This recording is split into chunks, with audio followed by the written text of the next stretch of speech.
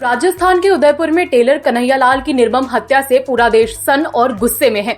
हत्या करने वाले आरोपी मोहम्मद रियाज अत्तारी और गौस मोहम्मद को लेकर बड़े खुलासे हो रहे हैं।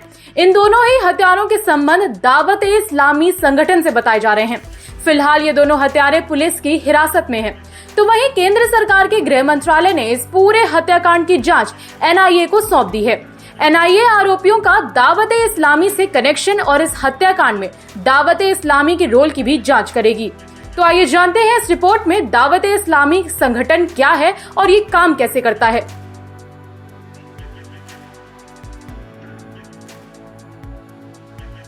दावत-ए-इस्लामी पाकिस्तान बेस्ड सुन्नी इस्लामिक संगठन है जो बरेलवी इस्लामिक विचार को मानने वाला संगठन है। इसकी स्थापना 1981 में कराची में हुई थी। मौलाना मोहम्मद इलियास अत्तर कादरी ने इस संगठन की शुरुआत करी थी। दावत-ए-इस्लामी संगठन खुद को गैर राजनीतिक इस्लामी संगठन बताता है। इस संगठन के कार्यों की बात करें तो ये दुनिया भर में कुरान और सुन्नत का प्रचार करता है, लेकिन इन पर आरोप ये भी है कि ये सिर्फ प्रचार तक सीमित नहीं है। दुनिया के 150 से ज्यादा देशों में ये संगठन एक्टिव है। दुनिया भर में ये संगठन 30 से ज्यादा कोर्सेज चलाता है। उदयपुर हत्याकांड के दोनों आरोपी इसी संस्थान के ऑनलाइन कोर्सेज से जुड़े हुए थे। इनकी वेबसाइट देखकर पता चलता है यहाँ लड़कों लड़कियों के लिए अलग अलग कोर्सेज चलाए जाते हैं।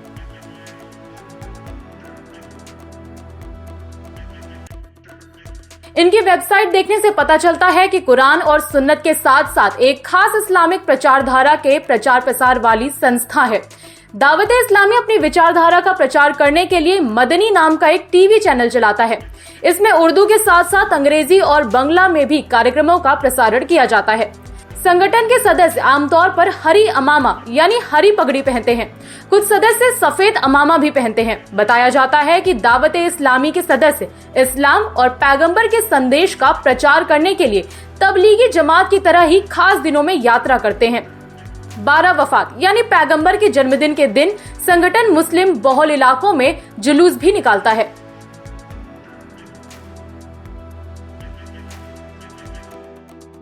साल 1989 में पाकिस्तान से उलेमाओं का एक प्रतिनिधि मंडल भारत आया था।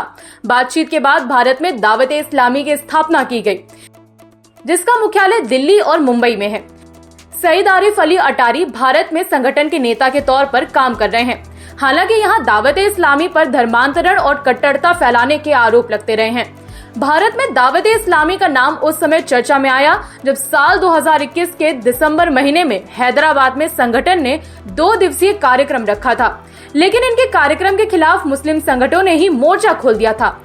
इन मुस्लिम संगठनों ने कहा था कि दावत-ए-इस्लामी धार्मिक वैमनस्य को बढ़ावा देता है। अगर इनका कार्यक्रम होता है तो कानून व्यवस्था बिगड़ सकती है।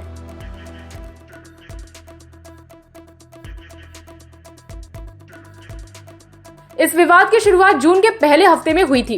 कन्हैयालाल के मोबाइल से नुपुर शर्मा के समर्थन में एक गलती से पोस्ट हो गया। इसके बाद कन्हैयालाल का स्थानीय लोगों ने विरोध किया। 11 जून को कन्हैयालाल के पड़ोसी नाजिम ने उनके खिलाफ मामला दर्ज करवाया। पुलिस ने कन्हैयालाल को गिरफ्तार किया। हालांकि कोर्ट से उन्हें जमानत मिल गई। इसके बाद से ही कन्हैयालाल को जान से मारने की लगातार धमकियां आ रही थी। इसी बीच 6 दिन बाद उसने अपनी दुकान खोली तो 2 युवक उनकी दुकान पर कपड़े सिलवाने के बहाने आए और कन्हैयालाल की गला रेतकर हत्या कर दी। तो ये थी दावत-ए-इस्लाम से जुड़ी हमारी रिपोर्ट। आपको रिपोर्ट कैसी लगी कमेंट बॉक्स पर बताइए। बाकी देश दुनिया से जुड़ी खबरों के लिए बने रहिए जनसत्ता के साथ। धन्यवाद।